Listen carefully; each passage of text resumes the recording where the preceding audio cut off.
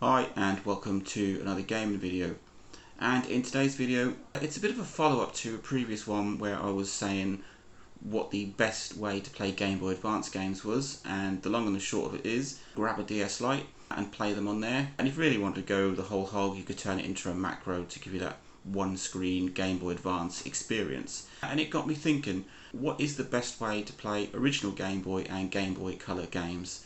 Now, I'm talking about proper cartridges here. If you want to play Game Boy ROMs, then I would grab a flash card, put it in a DS Lite and play your games that way, because you get the fantastic battery life and superb screens on the DS Lite. Obviously that's a little bit of a illegal or grey area. If you've already got the games, then you can download the ROMs and that's okay. But if you're looking for a way to play physical Game Boy and Game Boy Color cartridges, then you need to go a little bit further back than that. There are these new devices like the Analog Pocket, which will play Game Boy Color and Game Boy games on modern hardware with superb screens, but they cost a lot of money. So if you're looking for actual Nintendo hardware that you could play your Game Boy and Game Boy Color games on, then skip the Game Boy, skip the Game Boy Color. They were fantastic consoles, but the screens sucked and you relied on batteries. And I would go as far as saying skip the original Game Boy Advance. While the screen is better, it's still not backlit and you're still relying on batteries to play your games. So the only console you've got left there is the Game Boy Advance SP.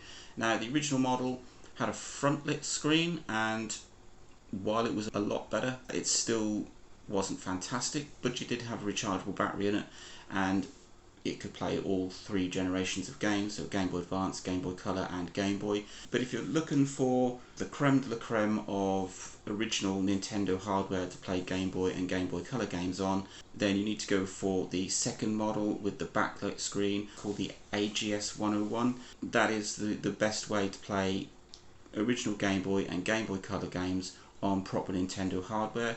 You do have the option of taking any of these consoles, so the original Game Boy, Game Boy Color, Game Boy Advance or the Game Boy Advance SP, and modding it with some sort of IPS screen mod. Some can be quite pricey and you obviously need to have the technical knowledge to do that, but that is another fantastic way of being able to play original Game Boy and Game Boy Color games on Nintendo hardware. But out of the box, the Game Boy Advance SP second model with the backlit screen is your best option to play those games. So there you go. I'm a huge fan of the original Game Boy and Game Boy Color games, and at the time the hardware seemed pretty good. I mean, both consoles were massively successful, but looking back at them, the original Game Boy, the screen on them was awful. The Game Boy Color wasn't much better, and like I said, the first gen Game Boy Advance wasn't much better either. So Game Boy Advance SP,